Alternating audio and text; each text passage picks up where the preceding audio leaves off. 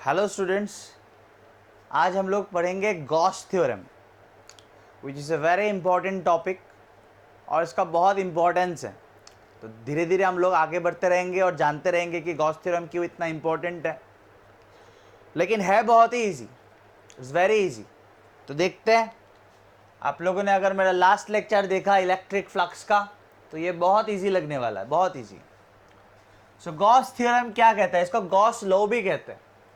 बहुत बुक्स में उसको गॉस लॉ बोल के भी लिखा गया या गॉस थ्योरम से भी लिखा जाता है। तो देखते हैं गॉस थ्योरम क्या कहता है या गॉस लॉ क्या कहता है।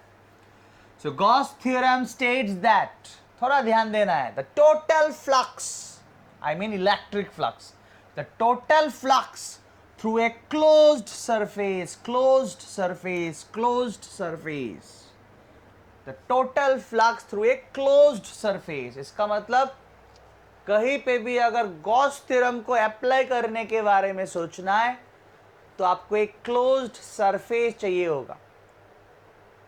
If you want to apply Gauss theorem in any situation, वहां पे क्या चाहिए होगा? एक closed surface. That means, example बोल देता हूं, जैसे कि sphere, sphere is a closed surface, cylinder is a closed surface, cube is a closed surface. समझ में आया होगा? So Gauss theorem is applicable only to close surface.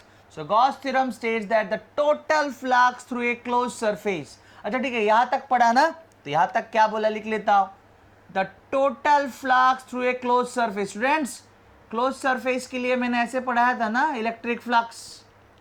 तो देखिए, the total flux through a close surface, this is the total electric flux through a closed surface. The total flux through a closed surface is 1 by epsilon naught times 1 by epsilon naught times the net charge, 1 by epsilon naught times the net charge enclosed. सबसे important है enclosed, the net charge enclosed by the closed surface। मतलब वो charge 1 by epsilon not times क्या करना पड़ेगा? वो charge, वो total charge जो उस क्लोज सरफेस के अंदर होगा, 1 बाय एप्सिलॉन नॉट टाइम्स वो टोटल चार्ज, वो नेट चार्ज जो उस क्लोज सरफेस के अंदर होगा। सर समझ में आ रहा है, लेकिन अच्छी तरह से नहीं, तो एक बार लास्ट बोलूंगा, क्लियर हो जाएगा, सिंपल। ठीक है, कोई भी चीज समझ में नहीं आ रहा है, थोड़ा और 2-3 बार देखना पड़ता है। So total electric flux through a close surface, total electric flux through a close surface is equals to क्या करना है? तो गॉस थ्योरम क्या किया? आपको टोटल इलेक्ट्रिक फ्लक्स निकालने का एक नया फॉर्मूला दिया, बोल सकते हो।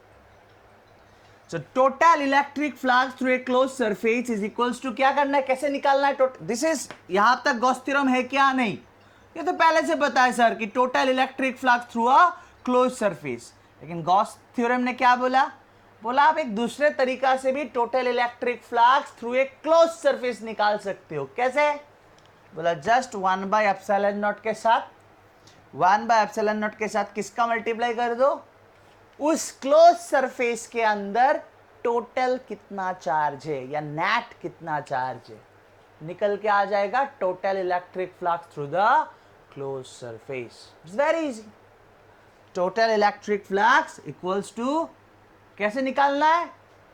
Total electric flux through a close surface का फॉर्मूला ये है, हम लोग को पता है। लेकिन गॉस थ्योरम ने क्या बोला? सिंपली आप 1 बाय एप्सिलॉन नॉट के साथ मल्टीप्लाई कर दो, किसको? उस क्लोज सरफेस के अंदर क्या चार्ज है, enclosed, with in the close surface. ठीक है, अच्छा और एक बात, जिस क्लोज्ड सरफेस में, प्लीज ध्यान से सुनना पड़ेगा, जिस क्लोज सरफेस में हम लोग गॉस थ्योरम अप्लाई करते हैं, the close surface in which we will apply Gauss theorem, that close surface is known as Gaussian surface.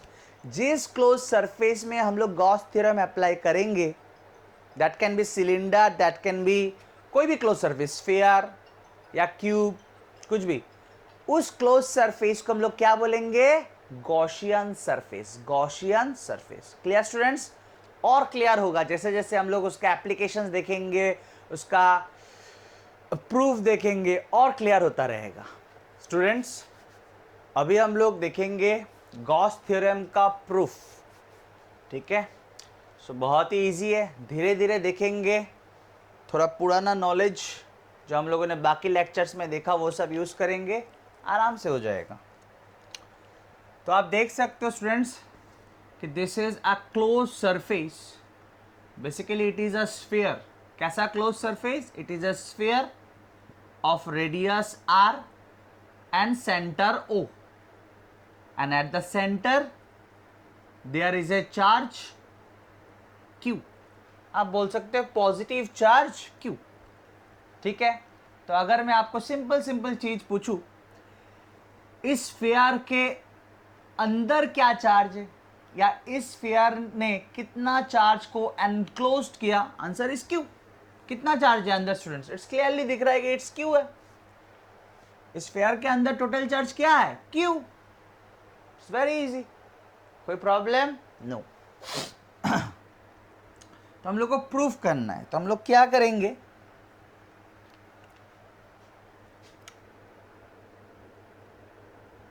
उसके सरफेस में एक छोटा सा एरिया लेंगे, छोटा सा, बहुत छोटा। इतना छोटा तो मैं ड्रॉ नहीं कर पाऊंगा, आप लोगों को दिखेगा नहीं, इसलिए मैंने थोड़ा दिखाने के लिए बड़ा सा लिया। ठीक है, इसका एरिया कितना है स्टूडेंट्स? इसका एरिया है ds। बहुत छोटा सा एरिया सरफेस में लिया। ठीक है, अभी ds वेक्टर किस ओर होगा? ds वेक्टर, सर आपने बोला था ds वेक्टर का डायरेक्शन होता है, because it is a close surface, तो ds वेक्टर का डायरेक्शन क्या होगा? बाहर की ओर नॉर्मल, बाहर की ओर नॉर्मल, बाहर की ओर परपेंडिकुलर टू द सरफेस। ठीक है, और आप लोगों को पता होगा कि स्फीयर के किसी भी पॉइंट में, अगर आपको स्फीयर के सरफेस के किसी भी पॉइंट में अगर आपको नॉर्मल ड्रॉ करना है तो आप अलोंग द रेडियस ड्रॉ कर लीजिएगा, बिकॉज आप लोगों को पता होगा कि रेडियस का जो डायरेक्शन होता है, that direction is perpendicular to the tangent at that point. Tension लेने वाला कुछ भी चीज नहीं है। आपको नॉर्मल अगर ड्रॉ करना है या किसी भी पॉइंट में परपेंडिकुलर ड्रॉ करना है तो अलोंग द रेडियस लाइन खींच लेना, क्योंकि जो रेडियस का डायरेक्शन होता है वही होता है उस पॉइंट का नॉर्मल का डायरेक्शन। ठीक है, सो this is the direction of ds vector. कोई प्रॉब्लम ना? अभी मुझे उसी पॉइंट पे जहां पे मैंने छोटा सा एरिया लिया, उसी पॉइंट में मुझे इलेक्ट्रिक फील्ड का भी डायरेक्शन चाहिए। उसी पॉइंट में, तो उसी पॉइंट में अगर मैं इलेक्ट्रिक फील्ड का डायरेक्शन बोलूं, यहां पे क्या रखेंगे? कोई भी पॉजिटिव चार्ज, या बोल सकते हो unit positive charge.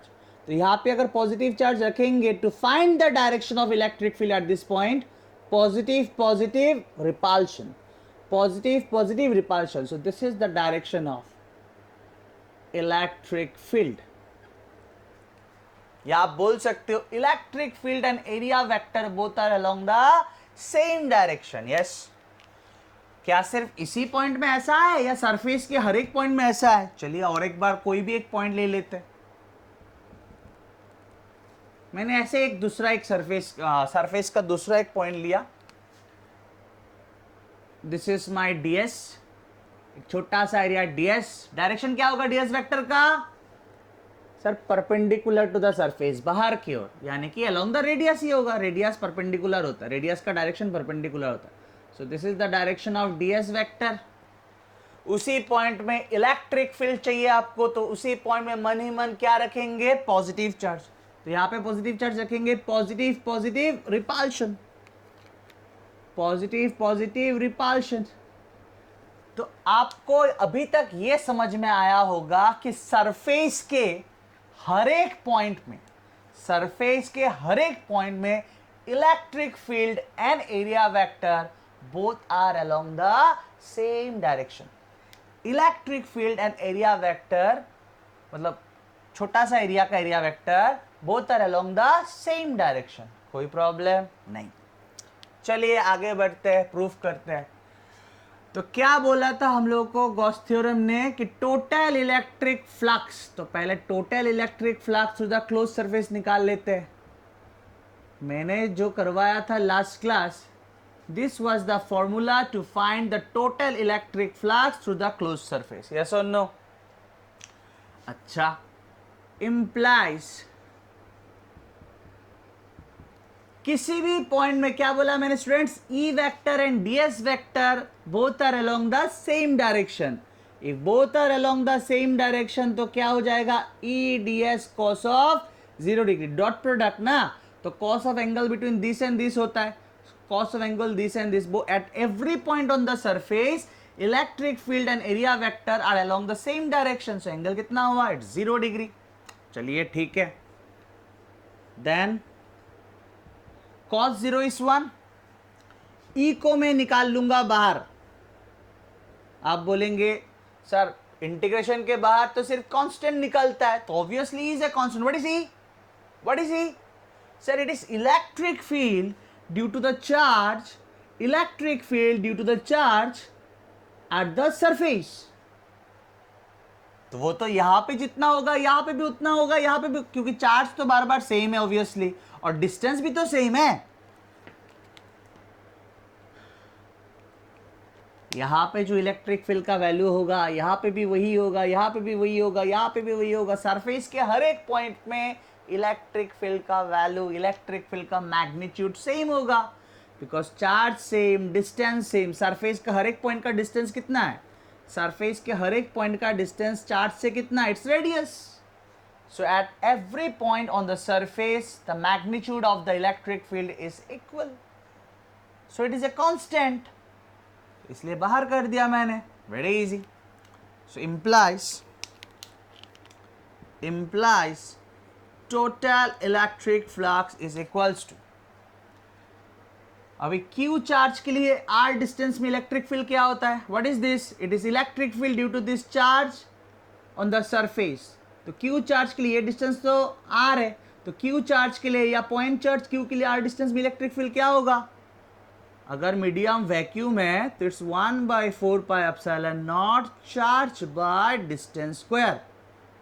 Students last time what is he, it is electric field due to this point charge Q on the surface, तो डिस्टेंस इज रेडियस, कोई प्रॉब्लम नहीं। ds तो सरफेस का छोटा सा एरिया है, और इंटीग्रेट करेंगे, और इसका मतलब क्या है, इंटीग्रेट करते वक्त पूरा सरफेस को लेना है। इसका मतलब क्या है, इस गोले का मतलब क्या है, इंटीग्रेट करते वक्त पूरा सरफेस को लेना। तो what is ds, it is छोटा सा सरफेस एरिया, सरफेस का छोटा सा एरिया है ds। तो if you integrate it you will get, integration मतलब क्या, एडिशन। इसको मैं अगर लैंग्वेज में बोलूंगा कैसे बोलूंगा, addition of all the small surface areas. तो सब छोटा छोटा एरिया को पूरा ऐड कर देंगे तो क्या मिलेगा, इट्स टोटल सरफेस एरिया। तो टोटल सरफेस एरिया क्या होता है स्फीयर का, इट्स 4 पाई r स्क्वायर, ठीक है ना। 4 pi cancel, r square cancel, क्या मिला मुझे, implies total electric flux through the closed surface is equals to 1/epsilon naught times, ये सब कैंसिल ना, क्या बचा, 1/epsilon naught times Q। and what is Q here, Q is the charge enclosed by the closed surface। Q वो charge है जो close surface ने enclose किया, जो क्लोज सरफेस के अंदर है। टोटल चार्ज क्या है अंदर, Q।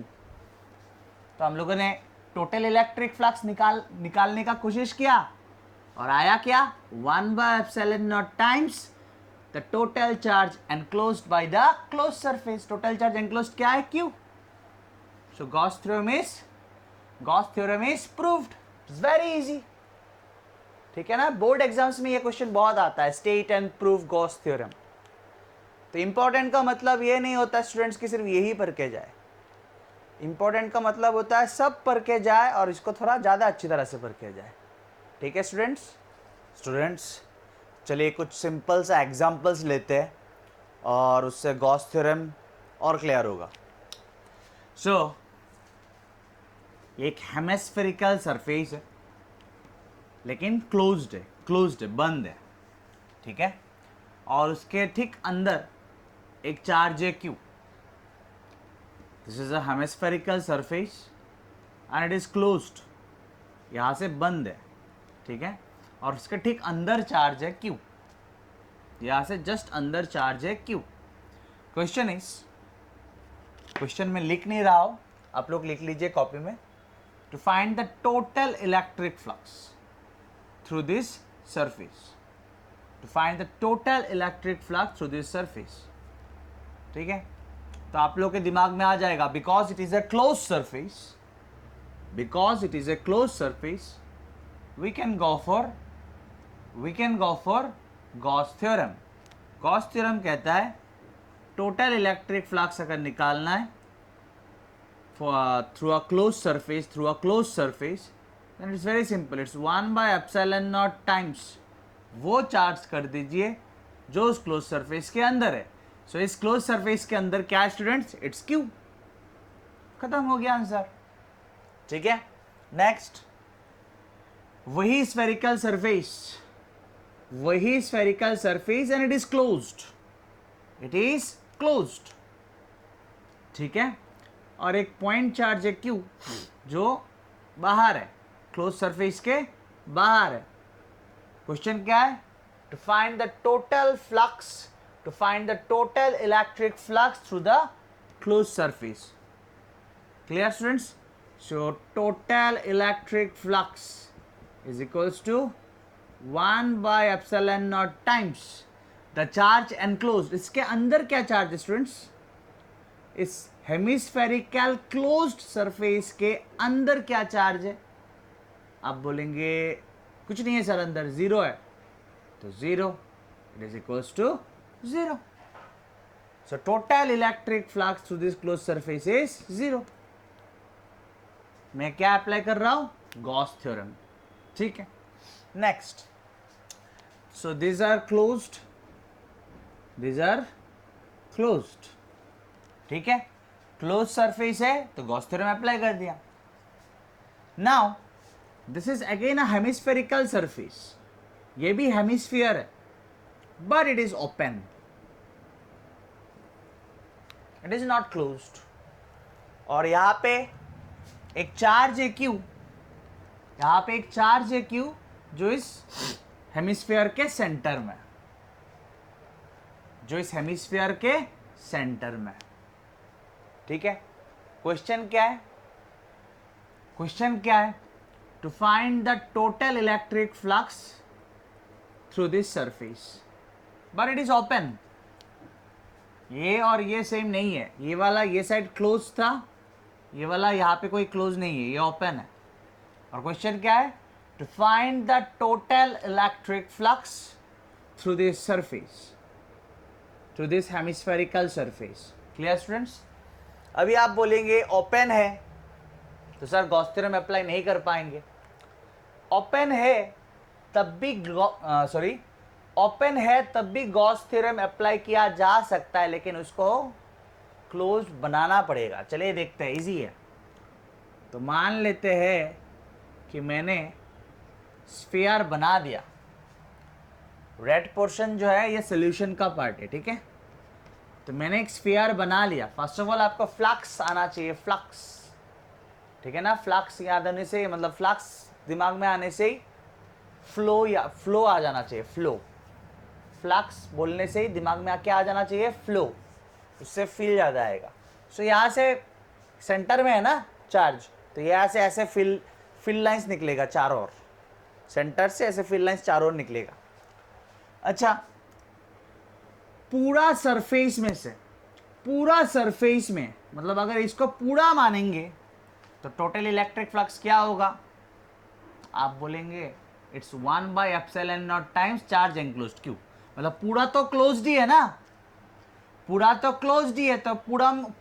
पूरा स्फीयर को अगर कंसीडर करें, it is a close surface, तो इसमें तो गॉस थ्योरम लगा सकते हैं। तो पूरा सरफेस में, पूरा स्फीयर में टोटल इलेक्ट्रिक फ्लक्स क्या पास हो रहा होगा? आप बोलेंगे इट्स 1/ε0 टाइम्स चार्ज एनक्लोज, मतलब 1/ε0 टाइम्स क्यू। ठीक है, यहाँ पे टोटल इलेक्ट्रिक फ्लक्स पूरा स्फीयर से क्या होगा? 1/ε0 टाइम्स क्यू। चार्ज इंक्लोज्ड क्या है? क्यू। लेकिन क्वेश्चन तो ये नहीं था, क्वेश्चन तो था कि सिर्फ इस पार्ट से, ये हेमिस्फेरिकल सरफेस से कितना फ्लक्स पास हो रहा है। What is the electric flux through this hemispherical surface? Simple students, charge ठीक बीच में है, चारों ओर से इलेक्ट्रिक फील्ड लाइंस जा रहा है। अगर पूरा स्फीयर से कितना इलेक्ट्रिक फील्ड लाइंस जा रहा है या कितना इलेक्ट्रिक फ्लक्स है, आप पहले इलेक्ट्रिक फ्लक्स क्लियर कीजिए। अगर इलेक्ट्रिक फ्लक्स क्लियर नहीं है तो स्टूडेंट्स प्लीज आप मेरा लास्ट लेक्चर एक बार देख लीजिए। सो पूरा स्फीयर में से टोटल इलेक्ट्रिक फ्लक्स क्या है, या टोटल कितना फील्ड लाइंस पास हो रहा है, टोटल कितना amount of field lines pass हो रहा है, या टोटल इलेक्ट्रिक फ्लक्स कितना है? It's Q/ε0।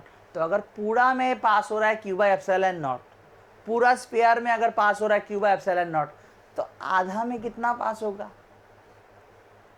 पूरा में अगर Q/ε0 पास हो रहा है चारों ओर से, तो हाफ में कितना पास होगा?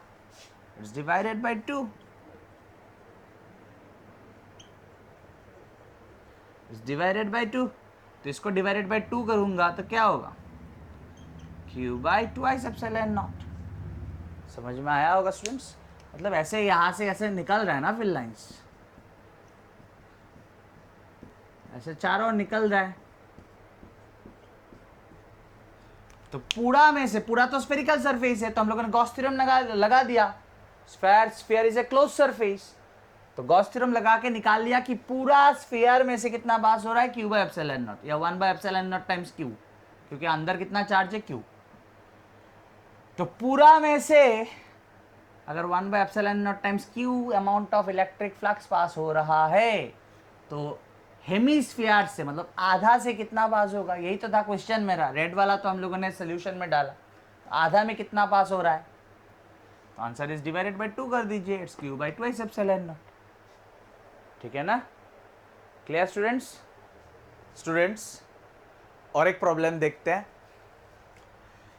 सो it is a square plate. आप लोग देख सकते हो क्लियरली, मैंने ब्लू कलर से शेड किया हुआ है।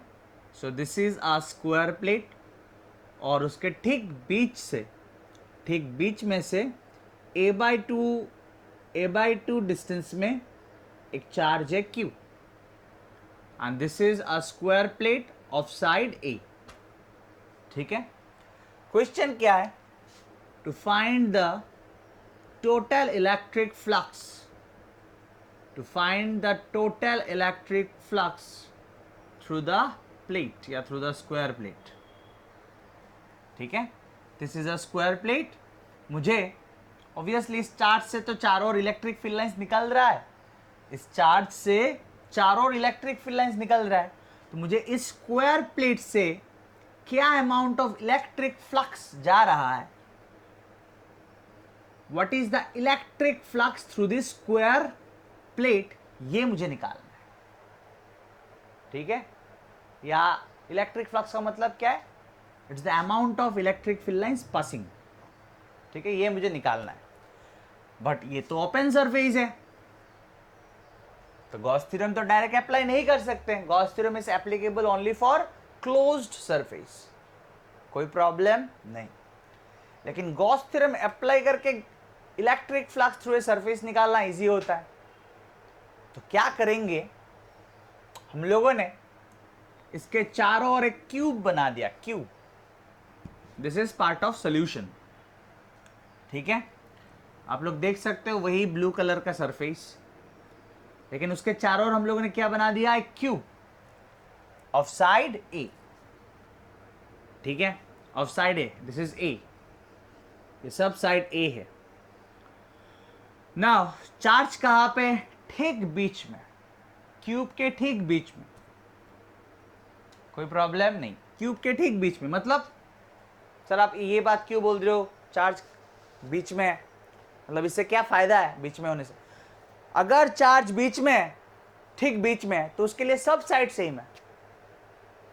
उसके लिए सब साइड सेम है, ऊपर का साइड, नीचे का साइड, दाएं का साइड, बाएं का साइड, पीछे का साइड, आगे का साइड, उसके लिए तो किसी भी साइड में मतलब उसके लिए सब तो उसके सेम दूरी पे है। समझ में आ रहा है ना? इस चार्ज के लिए हर एक साइड में कोई डिफरेंस नहीं है, ऊपर दिखेगा, नीचे दिखेगा, दाएं बाएं, पीछे आगे दिखेगा, सब सेम ही दिखेगा उसको, कोई प्रॉब्लम नहीं। So this cube is a closed surface. Now can we apply Gauss theorem? Yes. तो पूरा क्यूब मतलब यहां पे कितना साइड है स्टूडेंट्स? देयर आर 6 साइड्स, 1 2 मतलब 2 4 6, समझ में आया होगा? सो total electric flux through the 6 sides of the cube कितना होगा? मतलब पूरा क्लोज्ड है ना ये, तो इट्स 1/ε0 टाइम्स चार्ज एनक्लोज्ड। तो चार्ज एनक्लोज्ड क्या है? अंदर कितना चार्ज है? क्यू। थोड़ा ध्यान देंगे तो हो जाएगा। तो 6 साइड से टोटल इलेक्ट्रिक फ्लक्स क्या पास हो रहा है? It's Q/ε0 bye applying Gauss theorem. तो अगर 6 साइड से टोटल इलेक्ट्रिक फ्लक्स पास हो रहा है Q/ε0, अगर 6 साइड से टोटल इलेक्ट्रिक फ्लक्स अगर पास हो रहा है Q/ε0, तो सिर्फ एक साइड से कितना पास हो रहा है? It's Q/ε0 divided by 6। General concept, ये तो हम लोग को 10 का दाम इतना तो 1 का दाम कितना, वो सब तो हम लोगों ने जूनियर क्लासेस में पढ़ा ना। स्टूडेंट्स, हम लोगों ने क्या किया? हम लोगों ने सबसे पहले क्लोज सरफेस बनाया जिससे कि हम लोग गॉस थ्योरम अप्लाई कर पाए। तो हम लोगों ने क्यूब बना लिया, क्यूब ऑफ साइड ए, और चार्ज कहां पे आ गया? ठीक बीच में आ गया, जहां से सारा साइड्स 6 के 6 साइड सेम है, ठीक है ना? नेक्स्ट, अभी हम लोगों ने गॉस थ्योरम लगा दिया, तो सब साइड यानी कि total flux through this all this 6 sides कितना हुआ? It's 1/ε0 times charge enclosed. Now it is a close surface, so we can go for Gauss theorem. अभी सिंपल है, अभी अगर 6 साइड से यानी कि पूरा सब सरफेस मिला के यानी कि 6 साइड से टोटल इलेक्ट्रिक फ्लक्स अगर Q/ε0 है, तो सिर्फ एक साइड से, यही तो मेरा क्वेश्चन था, सिर्फ इस प्लेट से कितना पास होगा? तो पूरा मतलब कितना साइड? 6 साइड, तो एक साइड में कितना पास होगा? डिवाइडेड बाय 6 कर देंगे। This is the total electric flux through a square plate. समझ में आया होगा? सो आंसर क्या है स्टूडेंट्स? It's Q/6ε0। खत्म। तो स्टूडेंट्स, क्या समझ में आया हम लोगों को? क्या गॉस थ्योरम सिर्फ क्लोज सरफेस दिया हुआ रहेगा तभी अप्लाई कर सकते हैं? नहीं, क्लोज सरफेस अगर नहीं दिया हुआ रहे, हम लोग खुद क्लोज सरफेस बना के हम लोग गॉस थ्योरम अप्लाई कर सकते हैं, ठीक है? अगर क्लोज सरफेस ना दिया हुआ रहे तब भी हम लोग क्लोज सरफेस बना के कंस्ट्रक्ट करके, जैसे कि यहाँ पे थोड़ी ना क्लोज सरफेस दिया हुआ था, लास्ट क्वेश्चन में भी हम लोगों ने एक देखा था, ओपन सरफेस दिया हुआ था, उसमें भी हम लोगों ने एक स्फीयर बनाया था, ठीक है ना? सो एक क्लोज सरफेस हम लोग बना के खुद कंस्ट्रक्ट करके हम लोग गॉस थ्योरम अप्लाई कर सकते हैं, और उससे इलेक्ट्रिक फ्लक्स थ्रू सरफेसेस निकालना काफ़ी इजी हो जाता है, ठीक है? और हम लोग प्रॉब्लम्स देखेंगे तो और क्लियर होता रहेगा। स्टूडेंट्स, अभी हम लोग देखेंगे एप्लीकेशंस ऑफ गॉस थ्योरम, ठीक है? तो आज एक देखेंगे गॉस थ्योरम का एप्लीकेशन। सो स्टूडेंट्स, टॉपिक आप लोग लिख लीजिए, it is electric field due to an infinitely long charged wire. I repeat, electric field due to an infinitely long charged wire, या रॉड भी बोल सकते हो, ठीक है? सो ये एक इनफाइनाइटली लॉन्ग चार्ज्ड वायर है जिसका पूरा लेंथ में इट्स अ स्ट्रेट वायर, और या आप थिन रॉड भी बोल सकते हो, थिन रॉड, कोई प्रॉब्लम नहीं है। सो this is an infinitely long charged wire और थिन रॉड। सो इसका लेंथ क्या है? इट्स इन्फिनिटी, इधर भी इन्फिनिटी और नीचे भी इन्फिनिटी है, और उस पूरा रॉड में क्या चार्ज है? पॉजिटिव चार्ज है, ठीक है। और उसका चार्ज पर यूनिट लेंथ, थोड़ा ध्यान से सुनना है तो बहुत easy. It's charge per unit length कितना है? Lambda. Charge per unit length क्या है? लैम्डा, जिसको हम लोग क्या कहते हैं स्टूडेंट्स? Linear charge density. तो क्वेश्चन क्या है? क्वेश्चन है इस वायर के वजह से या इस रॉड के वजह से आर डिस्टेंस में इलेक्ट्रिक फील्ड निकालना है। इस रॉड के वजह से या इस वायर के वजह से आर डिस्टेंस में इलेक्ट्रिक फील्ड निकालना है। दिस इज द क्वेश्चन, ठीक है। सो बिना गॉस थ्योरम अप्लाई किए भी निकाला जा सकता है, लेकिन वो थोड़ा बड़ा हो जाता है, ठीक है।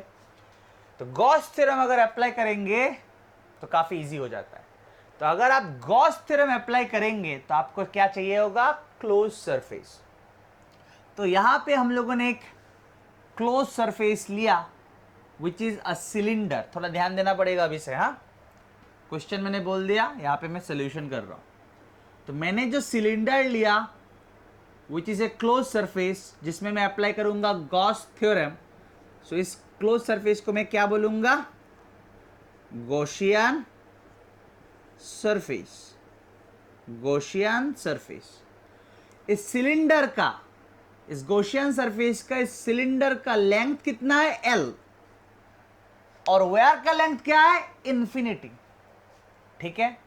तो मैंने इस वायर के चारों ओर एक सिलेंडर ले लिया। इस वायर ठीक बीच में चारों ओर मैंने एक सिलेंडर ले लिया।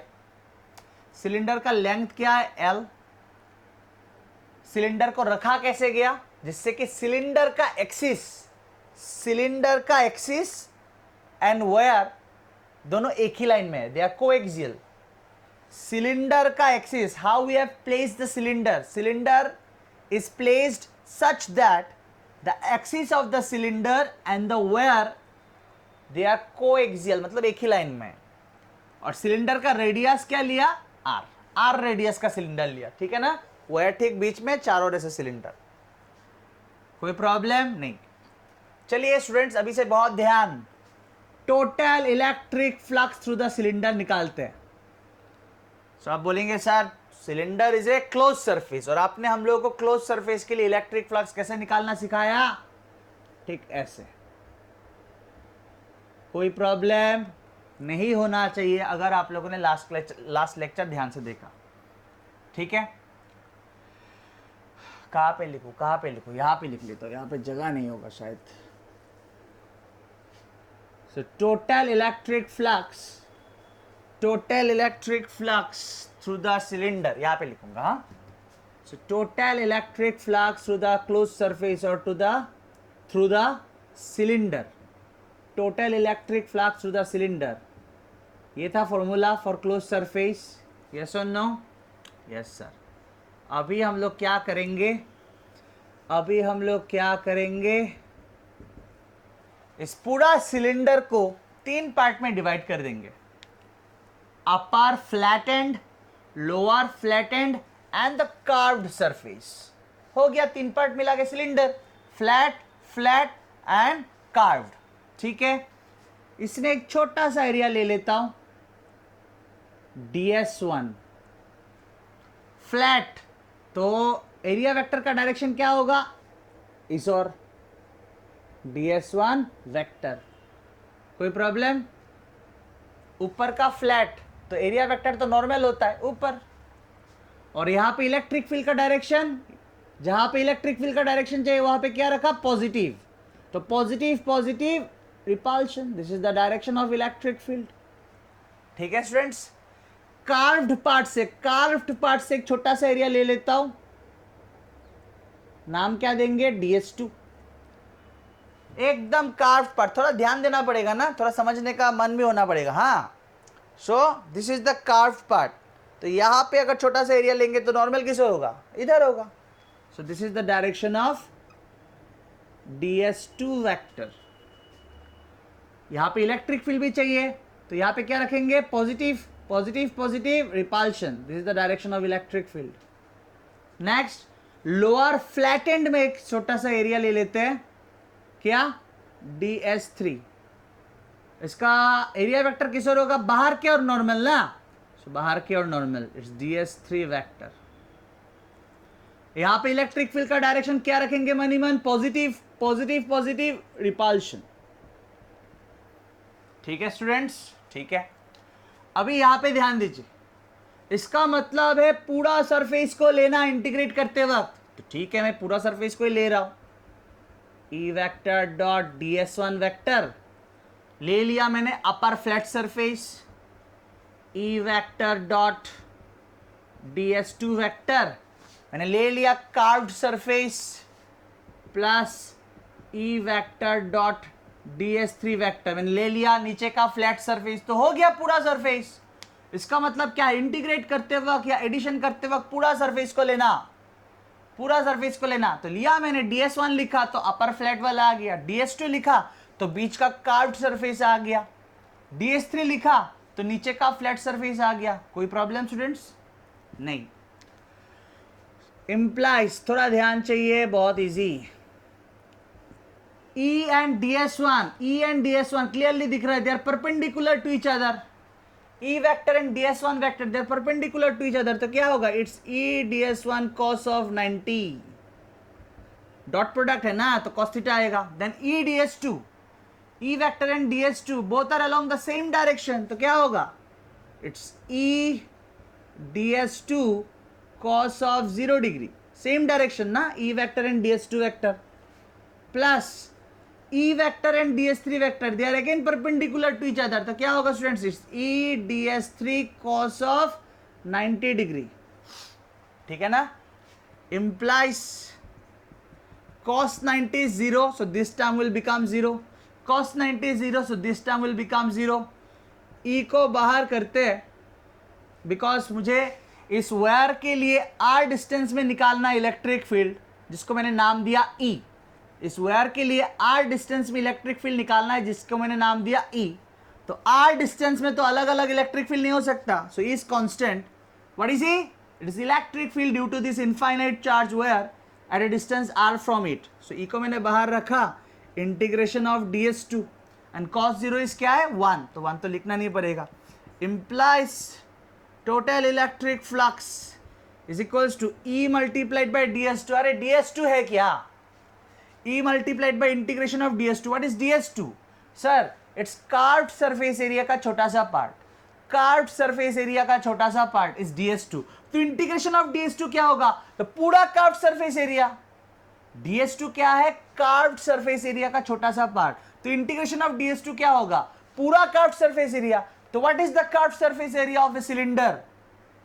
It's 2 pi RL. Junior class में पढ़ाया था ना, carved surface area of a cylinder. समझ में आया होगा. ये हो गया, हम लोगों ने जनरल मेथड से इलेक्ट्रिक फ्लक्स निकाला. कोई प्रॉब्लम स्टूडेंट्स? अभी हम लोग total electric flux through this cylinder फिर से निकाले. एक बार तो निकाला जनरल फॉर्मूला से, इस बार फिर से निकालेंगे by using Gauss theorem. So from Gauss theorem और by applying Gauss theorem, total electric flux through the cylinder या क्लोज सरफेस या गॉसियन सरफेस. इसी सिलेंडर का नाम हम लोगों ने दिया गॉसियन सरफेस. क्या था, it's 1 by epsilon not times charge enclosed. मतलब 1 बाय एप्सिलॉन नॉट टाइम्स वो चार्ज करना है जो सिलेंडर के अंदर हो. स्टूडेंट्स थोड़ा ध्यान देना है, सिलेंडर का लेंथ कितना लिया था हम लोगों ने, L. सिलेंडर का लेंथ कितना लिया था हम लोगों ने, L. और वायर का लेंथ क्या है, इन्फिनिटी. थोड़ा ध्यान से, इजी, महा इजी. वायर का कितना लेंथ सिलेंडर के अंदर है, वायर का कितना लेंथ सिलेंडर के अंदर है, पूरा वायर तो अंदर नहीं है, वायर का लेंथ तो इन्फिनिटी है और सिलेंडर का लेंथ है L. तो सिलेंडर का अगर लेंथ L है तो वायर का कितना लेंथ अंदर है, L. अगर सिलेंडर का लेंथ है L तो वायर का कितना लेंथ अंदर है, L. अगर एल लेंथ अंदर है, तो एल लेंथ में कितना चार्ज है? एल लेंथ अंदर है, यहां तक पहले क्लियर कर लीजिए। वायर का कितना लेंथ अंदर है सिलेंडर का? एल। और एल लेंथ में कितना चार्ज होगा? Lambda L. Because unit length में कितना चार्ज है? लैम्डा, पहले दिया हुआ है क्वेश्चन में। यूनिट लेंथ में कितना चार्ज है? लैम्डा। और मुझे निकालना क्या है कि अंदर कितना चार्ज है, सिलेंडर के अंदर कितना चार्ज है। तो धीरे धीरे सिलेंडर के अंदर कितना चार्ज है निकालना है। तो सिलेंडर के अंदर वायर का कितना पोर्शन अंदर है? तो वायर का एल लेंथ अंदर है, क्योंकि सिलेंडर का ही लेंथ है एल। तो वायर का अगर एल लेंथ अंदर है तो उस एल लेंथ में चार्ज कितना है? Lambda L. Because unit length में कितना चार्ज है? लैम्डा। तो एल लेंथ में कितना चार्ज है? Lambda L. तो लिख दिया मैंने लैम्डा एल। समझ में आ रहा है ना? इस लेंथ में कितना चार्ज है? It's lambda L. Unit length में चार्ज है एल, यूनिट लेंथ में चार्ज कितना है? लैम्डा। तो एल लेंथ में चार्ज कितना है? Lambda L. और यही तो चार्ज अंदर है, तो क्यू एनक्लोज के जगह पे लिख दिया मैंने लैम्डा एल। तो ये हो गया, मैंने एक बार इलेक्ट्रिक फ्लक्स निकाला बाय यूजिंग गॉस थ्योरम, और ये मैंने एक बार इलेक्ट्रिक फ्लक्स निकालने का कोशिश किया बाय यूजिंग जनरल फॉर्मूला। तो दोनों को इक्वेट कर देंगे, दोनों तो इलेक्ट्रिक फ्लक्स से निकाला ना through the cylinder. So this is, let this be equation 1 and let this be equation 2। So लिखेंगे from equation 1 and 2, from equation 1 and 2 दोनों को इक्वेट कर देंगे हम लोग। दोनों इलेक्ट्रिक फ्लक्स ही निकाला, दोनों हम लोगों ने इलेक्ट्रिक फ्लक्स ही निकाला डिफरेंट मेथड से, ये जनरल फॉर्मूला और ये गॉस थ्योरम अप्लाई करके। So E multiplied by 2 pi r l is equals to 1 by epsilon naught multiplied by lambda l. L l क्या हो जाएगा? कैंसिल। एल एल क्या हो जाएगा? कैंसिल। Implies electric field is equals to lambda by twice pi epsilon naught r. Lambda by twice pi epsilon naught r. L l तो cancel हो गया, समझ में आया होगा। तो निकाल लिया स्टूडेंट्स हम लोगों ने। What is E? It's electric field due to an infinitely long charged wire at a distance of r from the wire, at a distance of r from the wire हम लोगों ने इलेक्ट्रिक फील्ड निकाला। What is lambda? It's linear charge density, या आप simple language में बोल सकते हो charge per unit length on the wire, charge per unit length. Clear students? यहाँ से आपको एक चीज दिमाग में रखना है कि E is inversely proportional to R, is inversely proportional to R. What is R? Wire से कितना दूर मैंने इलेक्ट्रिक फील्ड निकाला। तो आप लोग देख सकते हो कि गॉस थ्योरम अप्लाई करके इलेक्ट्रिक फील्ड निकालना काफ़ी इजी हो गया। वो तो मैंने आपको समझाने के लिए थोड़ा टाइम लिया, लेकिन है बहुत इजी। लेकिन अगर आप बिना गॉस थ्योरम अप्लाई किए सेम वायर का इलेक्ट्रिक फील्ड निकालेंगे, वो भी पॉसिबल है, लेकिन कंपैरेटिवली डिफिकल्ट है। ठीक है, नेक्स्ट लेक्चर्स में और एप्लीकेशंस देखेंगे गॉस थ्योरम का।